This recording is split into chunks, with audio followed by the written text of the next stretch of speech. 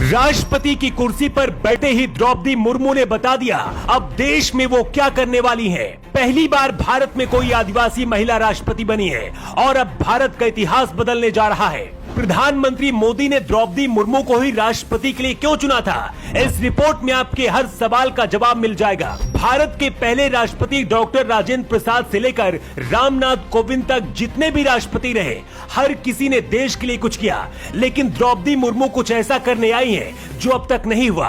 द्रौपदी मुर्मू जो करने वाली है, इसे खुद पीएम मोदी भी नहीं कर सकते थे। मुर्मू सिर्फ राष्ट्रपति की कुर्सी पर बैठने के लिए नहीं, बल्कि कुछ और करने आई है। इसका अंदाजा उन लोगों को भी नहीं था जो द्रौपदी मुर्मू को राष्ट्रपति बनते नहीं देखना चाहते थे। राष्ट्रपति की कुर्सी पर बैठने के बाद द्रौपदी मुर्मू ने खुद देश को बता दिया है कि आखिर एक चाय वाले ने देश की गरीब आदिवासी महिला को यहां तक क्यों भेजा है। सुप्रीम कोर्ट के मुख्य न्यायाधीश एनवी रमना ने द्रौपदी मुर्मू को शपथ दिलाई है। इस बीच अचानक से अपने ट्विटर पर द्रौपदी मुर्मू ने देश के लिए एक बड़ा संदेश भेज दिया। ये संदेश ऐसा था जिसे सुनकर पूरा देश हैरान है। द्रौपदी मुर्मू ने कहा कि राष्ट्रपति के पद तक पहुंचना मेरी व्यक्तिगत उपलब्धि नहीं है, ये भारत के प्रत्येक गरीब की उपलब्धि है। मैं जनजातीय समाज से हूँ और वार्ड काउंसलर से लेकर भारत की राष्ट्रपति बनने तक का अवसर मुझे मिला है। ये लोकतंत्र की जननी भारतवर्ष की महानता है। द्रौपदी मुर्मू ने कहा कि मैंने अपनी जीवन यात्रा ओडिशा के एक छोटे से आदिवासी गांव से शुरू की थी।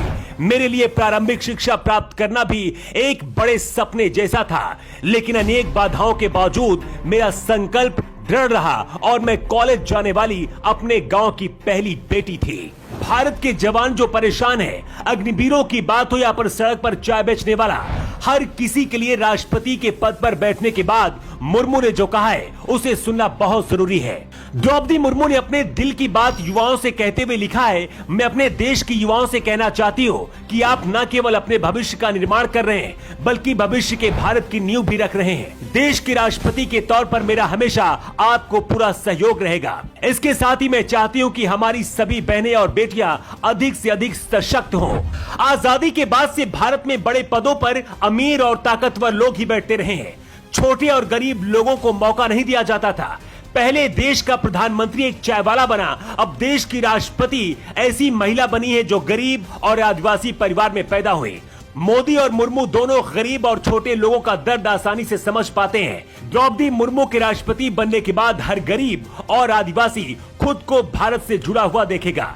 अगले 5 साल में द्रौपदी मुर्मू का मकसद होगा कि देश के अंदर कोई भी आदिवासी या फिर जनजातियों के लोग खुद को अलग नहीं समझे। मोदी ये खुद समझते थे कि ये काम सिर्फ द्रौपदी मुर्मू ही कर सकती थी। उड़ीसा के एक गरीब परिवार से निकलकर द्रौपदी मुर्मू देश की राष्ट्रपति बनी है। इस ऊंचाई तक पहुंचने के लिए देश की हर बेटी अब ये सपना देख सकेगी। यही वजह की शपथ लेने के बाद ही द्रौपदी मुर्मू ने कह दिया है कि देश का हर बेटा और बेटी उनके बच्चे की तरह है, हर मुसीबत में मैं उनके साथ खड़ी रहूंगी। वैसे आपको क्या लगता है, द्रौपदी मुर्मू के राष्ट्रपति बनने के बाद अब देश में क्या बदलने वाला है? आप अपना जवाब कमेंट बॉक्स पर देकर जरूर बताएं। न्यू टाइम्स के लिए रिपोर्ट।